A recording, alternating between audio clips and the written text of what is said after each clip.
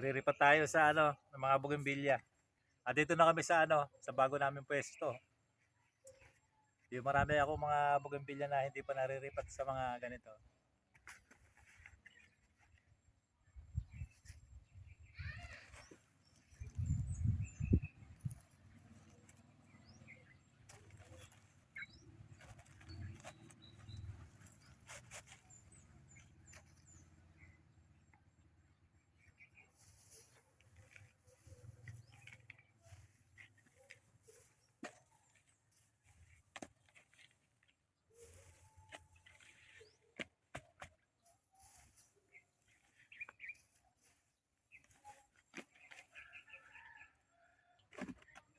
Panoorin nyo lang.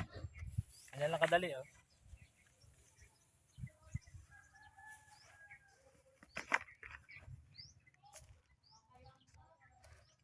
Babaliktad nyo lang. Yan.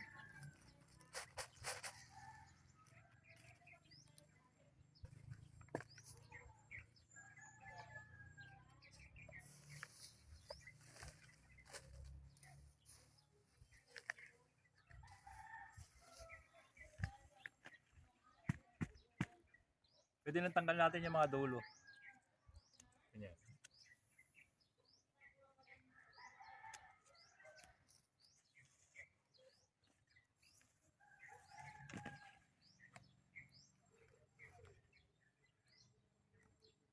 Alam niyo yung ginawa ko na patungan ito.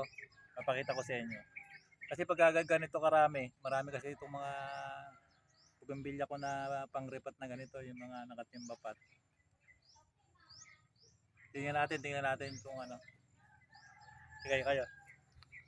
Yung pinaglalagyan ko nito dito.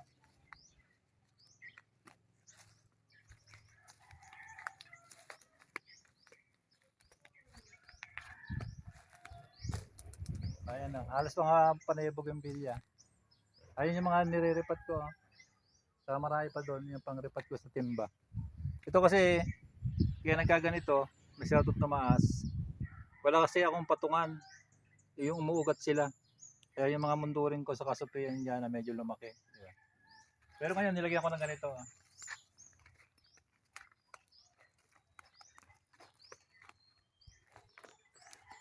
Nilagyan ko ng yero. Kasi marami na yung sa may bahay kong isa. Marami yung sa garahe na na mga yero na pinagpalitan namin. Kasi yung garahe nilipat ko na dito. Doon yung garahe ko ayun na. Doon, nilipat ko na. Maraming napalitan na yung mga may butas na yero, pinalitan na namin. Sa ko na nilagay dito. Okay kaya, di ba? Hindi na sila kakapit. Kaya pa, didiretso kang doon. Problema kasi pagka yung dumadirect sa lupa yung yung lalo yung mga giant na mga bougainvillea. Lalaki na lalaki, hindi na mumulaklak. Pagkaraan, pagka nabili, nalalanta, di ba? Kaya nilagyan ko ng yero. Yan. Makasakaling click, di ba? Kaya yung medyo maliliit ko, ayun yung pang-repat ko. Lagyan ko na rin ng yeah. So medyo namumulaklak na rin yung mga iba dito. Sa susunod ko siguro na video, maaari na nakuha ko na lahat doon. Kasi meron pa doon, marami pa doon yung mga yung may patungan ba? Hindi ko pa nakuha yung patungan ko na bakal doon. Yung mga iba kong mga bougainvillea na malalaki, mga binibideo ko sa inyo, nilagay ko dito. Kagaya dito. Ito kasi pinaglilipat ko dito. Wala pa kaming patungan masyado yung mga rooted ko. Kumapit sila sa lupa, ayan. Sa ko niriripat. Yung una ka kasi yung nilipat ito. Ngayon lalagyan ko na lang yero. Ayan gano'n. Pero iriripat ko pa rin yan kasi masira na yung plastic. Kaya sira na. Dito na tayo magbe-video sa mga susunod. Ayan. Ayan yung bahay ko. Bago. Yung bagong pinagawa ko. May lilima naman tayo dito. Yung kubo. Kubo ko ito. Hanap tayo ng pwesto na ano. Dito. Pasal pa tayo dito.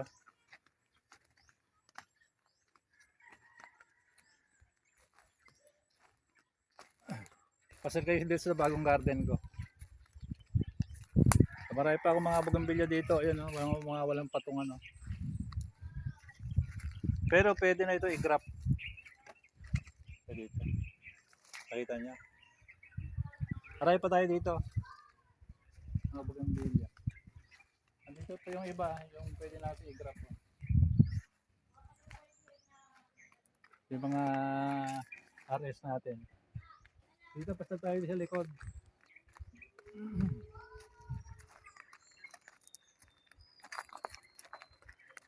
Kumuha na rin ako ng ano, yung ipa, sariwa pa lang. Ipapabulokin natin yan para meron tayo na inaabot ng 6 months hanggang 8 months bago natin magamit kasi yung ganyan, napakatagal. Kaya kumuha na ako. Sinasako namin yun, ipa din yun. No? Nagsako kami ng mga ipa, kinukuha namin sa kiskisan. Sana mapuno ko dito. Nandito. Ito may mga bougainvillea pa tayo dito. Mga bagong lipat ko.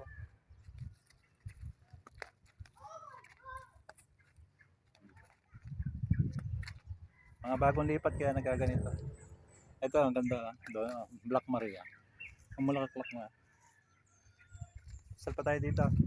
Ito yung bagong pesto natin. Marami pa akong mga nakatimba pa to. Ayan, oh. Nalagyan ko rin sa mga ano, yung yero, galba. Nagtatanim din ako ng ano dito, ng bluegrass. Mainam naman maganda yung ano, tubig namin na nakuha. Yung medyo malakas. Eh lang mahirap yung magkarga ng ano, ng ipa diyan sa mga sako. Medyo mahirap magkarga. Ito yung bagong pwesto natin. Kaya lang hindi tayo gilid ng highway. Nasa medyo likod tayo. Dito nang galing yung mga galba eh. Marami kong pinalitan na sila dito sa ginawa kong garahe.